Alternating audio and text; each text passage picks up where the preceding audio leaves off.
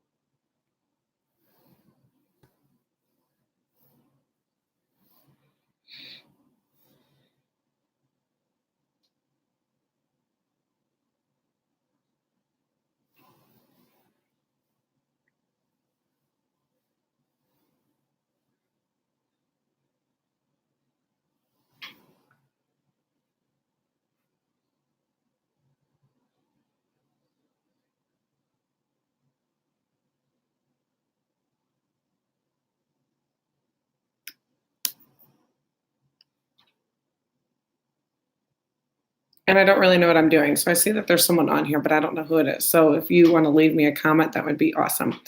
I'm going to get started tonight. The last time that I was on here, I was talking to you guys about some book recommendations. So I was heading up to Mid-Continent Public Library. So I checked out a couple different books and I've gotten pretty far in one of them. So I thought I'd talk about the first two that I haven't started and then give a little bit more detail of the third one. So the first book that I checked out is Jinx by Sage Blackwood. And I selected this one because it was a Mark Twain nominee from 2015, 2016. And I always feel like if you're looking for a good book, that's a place to start.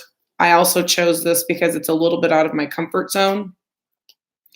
I believe that it's going to have to do with magic. It looks a little bit like Jack and the Beanstalk and all of that, the fictitious fantasy stories like that. And so I chose it for that reason, but I'm going to read the back cover with this one.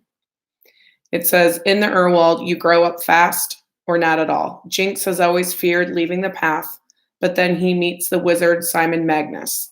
Jinx knows that wizards are evil, but staying with Simon appears to be Jinx's safest and perhaps only option.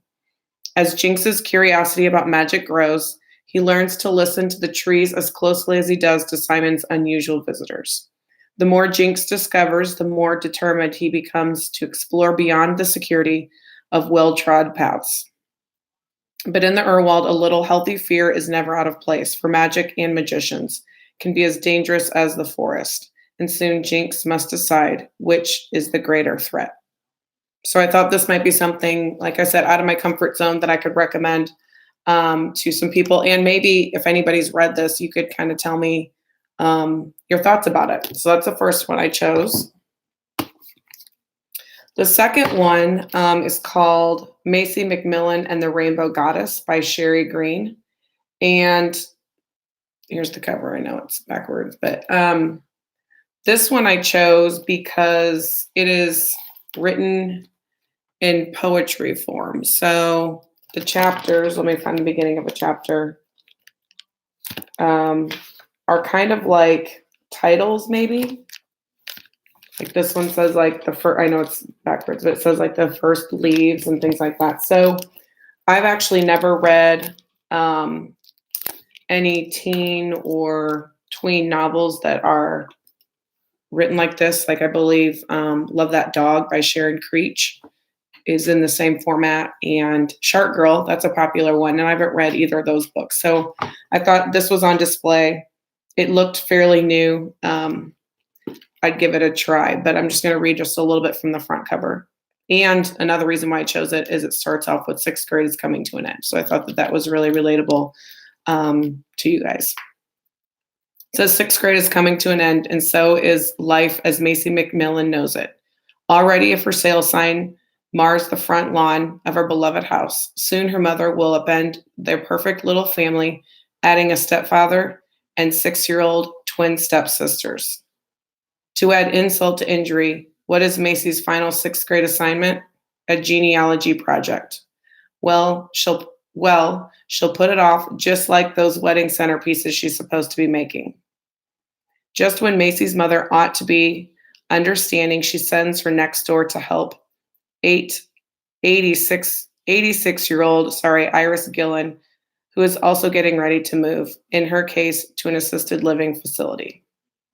Iris can't pack a single box on her own, and worse, she doesn't know sign language. How is Macy supposed to understand her? But Iris has stories to tell, and she isn't going to let Macy's deafness stop her.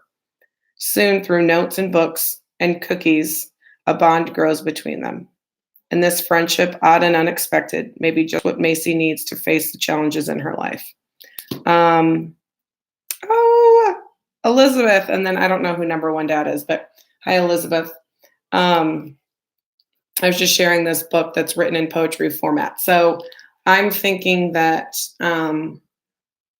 this story is going to be their conversations maybe back and forth. But it reminds me of a book called Defiance about a boy who is sick and actually becomes friends with an old lady who lives on a farm who has this cow that I think they help take care of. I can't remember. It's been a long time since I read that book. But I wonder, it's kind of one of those relationship books with people that you least expect. Elizabeth, look what I'm reading. So Elizabeth recommended this book for me, and I'm on chapter 19, The War That Saved My Life. And I'm reading it feeling like I've read it before, but I don't think that I have. So I'm kind of laughing reading it, thinking that it sounds familiar, but I don't ever recall reading it. So like I said, I'm on chapter 19, where Ada and her brother had to flee their home, and they are living with Miss Smith, who did not want to take care of them. And the big thing here is that Ada has club foot, and so with that, it's something that you're born with, and she's walking kind of basically on the outside of her foot. And up until recently, she couldn't walk. She taught herself how to walk. And so much about this, she had to stay indoors. Her mom was embarrassed. People thought that there was something wrong with her mentally when she just had a physical disability. So Elizabeth, this is a good one.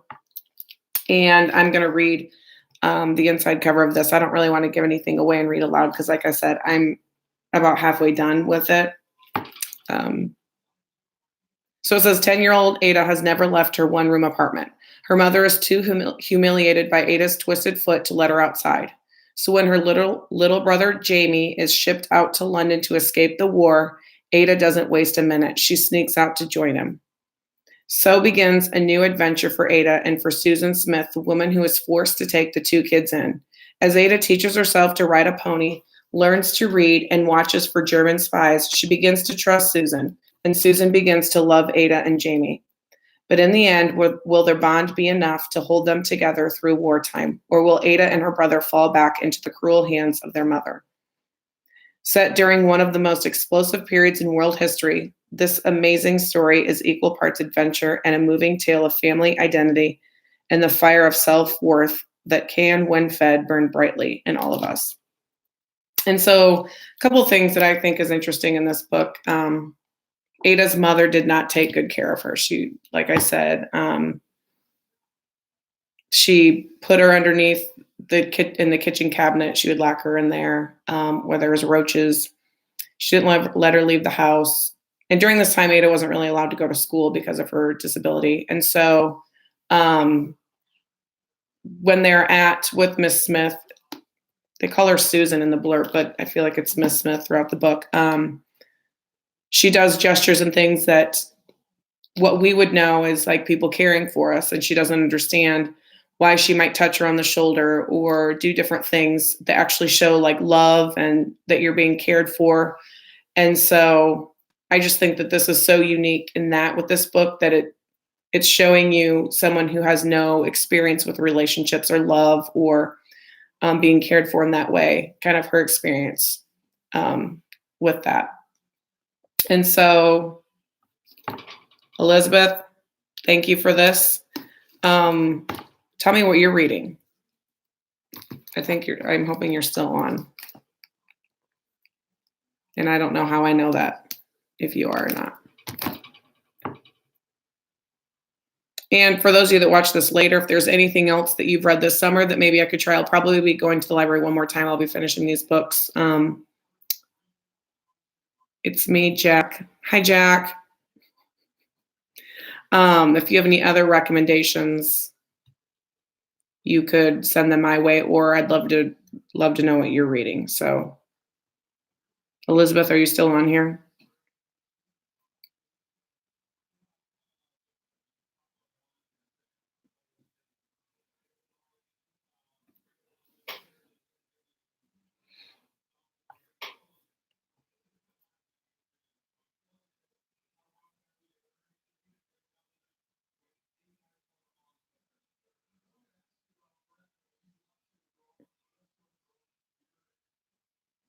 All right, so I'm gonna probably end this because I'm not getting any other comments, but I'm gonna finish The War That Saved My Life.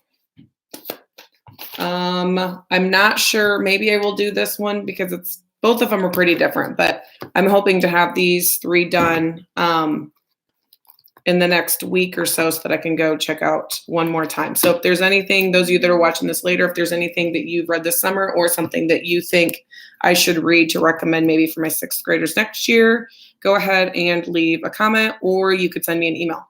I hope everyone's having a great summer. It's almost over. It's so sad. I'm just trying to decide what I want to do different in my classroom. So that's where I'm headed. I'll take suggestions about that too. So talk to you later. Bye.